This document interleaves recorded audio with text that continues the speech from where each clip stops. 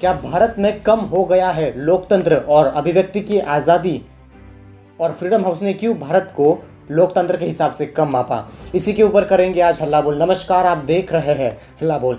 Freedom house एक ऐसी संस्था है जो देश विश्व भर के देशों के जो वहाँ पर परिस्थितियाँ चल रही हैं उनके हिसाब से देश की रैंकिंग लगाती है। वहाँ पर क्या लोकतंत्र की आज़ादी है, क्या अभिव्यक्ति की आज़ादी है, फ्रीडम ऑफ स्पीच है, क्या लोगों को स्वतंत्रता से वहाँ पर अपनी राय रखने की आज़ादी दी जाती है, इसके हिसाब से फ्रीडम हाउस रैंकिंग लगाता है। इस साल भी उनके रैंकिंग निकले हैं। यहाँ पर भारत का जो रैंक है वो 83 से 88 कर दिया गया है, 83 से 88 तक। मतलब हम लोकतंत्र के हिसाब से पीछे चले गए हैं, या फिर हमारे यहाँ लोकतंत्र कम हुआ है। और हमें जो मार्क्स दिए गए हैं वो 67 दिए गए हैं, जो कि पिछले साल 71 थे। तो इसी के ऊपर आज चर्चा करेंगे कि क्या फ्रीडम हाउस द्वारा जो मुद्दे रखे गए हैं भारत में लोकतंत्र की कमी को दर्शाते हुए, क्या वो सही है या गलत, इसके ऊपर आज चर्चा करेंगे। उन्होंने जो मुद्दे रखे हैं कि भारत में अभिव्यक्ति की आज़ादी कम हो रही है, वो मुद्दे है कि लॉकडाउन के दौरान, पहला मुद्दा है कि लॉकडाउन के दौरान जो प्रवासी मजदूर थे उनके ऊपर अन्याय किया गया, उनके ऊपर बहुत उनको कष्ट झेलने पड़े। दूसरा जो मुद्दा है वो पत्रकारों के ऊपर हमले, तीसरा मुद्दा सोशल एक्टिविस्ट के ऊपर हमले, और चौथा मुद्दा है हिंदुत्ववादी सरकार। ये मेन 4 मुद्दे हैं। हालांकि उन्होंने बहुत तमाम मुद्दे रखे थे, मैंने मेन 4 मुद्दों को वहाँ से निकाला है। तो मैं आपको बताऊँगा कि लॉकडाउन के दौरान जो प्रवासी मजदूरों के ऊपर कष्ट हुए थे, वो कुछ अभिव्यक्ति की आज़ादी में मुझे नहीं लगता कि दाखिल होते हैं। ऐसे बहुत से तमाम एजेंसीज़ को नहीं लगता, चाहे वो टाइम्स ऑफ इंडिया हो, इंडियन एक्सप्रेस हो, और हमारे तमाम जर्नलिस्ट हो, उनको भी ऐसे नहीं लगता कि जो लॉकडाउन के दौरान मजदूरों पर अन्याय वो अभिव्यक्ति की आज़ादी में आता है। हालांकि ये जो संस्था है फ्रीडम हाउस डॉग्स, ये संस्था अमेरिका में है और अमेरिका इसको 80% फंड देता है। तो लिहाजा ये स्वाभाविक है कि अमेरिका को वो हमेशा एक उच्च दर्जे पर रखता है। चाहे वो यूरोपियन यूनियन हो, उनको भी वो अलग दर्जा देता है।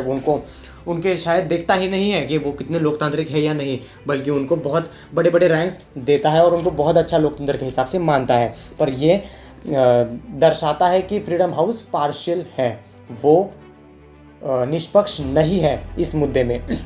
अभी कुछ ऐसे मुद्दे रखूंगा जो अमेरिका और यूरोपियन यूनियन को वो कितने असंवैधानिक तौर से लोकतंत्र को उनके ऊपर सवाल खड़ा कर रहे हैं, वो बताऊंगा मैं। अमेरिका में कैपिटल हिल में जो हुआ, उनके सांसद में 10,000 के तादाद में जो लोग घुसे थे और वहाँ पर हिंसक प्रदर्शन हुआ, शायद उस वक्त ये फ्रीडम हाउस बंद था, ऐसे मुझे लगता है। और ब्राज़ील और यूरोपियन देशों में जब लॉकडाउन के लिए विरोध प्रदर्शन हुए, शायद उस वक्त भी ये लॉकडाउन की वजह से शायद ये फ्रीडम हाउस बंद रहा होगा। हो सकता है ना, क्यों नहीं हो सकता। तो इन मुद्दों को तो वो उनके श्रेणी में रखे ही नहीं, इन मुद्दों को उन्होंने कंसिडर नहीं किया, और अमेरिका को तो टॉप 40 देशों में रख दिया है। हालांकि भारत अपने लोकतंत्र और गणतंत्र के लिए जाना जाता है विश्व भर में, भारत को उन्होंने उस श्रेणी में नहीं रखा। मैं आपको बताऊंगा कि टॉप के 3 जो देश है लोकतंत्र के हिसाब से, फिनलैंड, स्वीडन और नॉर्वे, इनमें गणतंत्र और अभिव्यक्ति की आज़ादी को सबसे ज़्यादा माना जाता है। हालांकि इसका मतलब ये नहीं कि भारत भर में अभिव्यक्ति की आज़ादी ज़्यादा है। मैंने एक बार भी ऐसे नहीं कहा कि देश भर में अभिव्यक्ति की आज़ादी ज़्यादा है।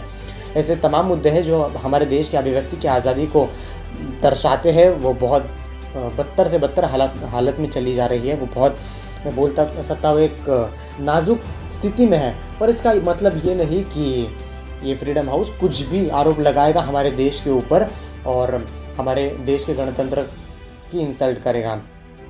इस विश्व में ऐसी कोई भी संस्था नहीं है जो भारत देश जैसे बड़े देश के लोकतांत्रिक और गणतांत्रिक सिद्धांतों को और संवैधानिक सिद्धांतों को गलत करार दे या फिर उनके ऊपर सवाल खड़ा कर सके।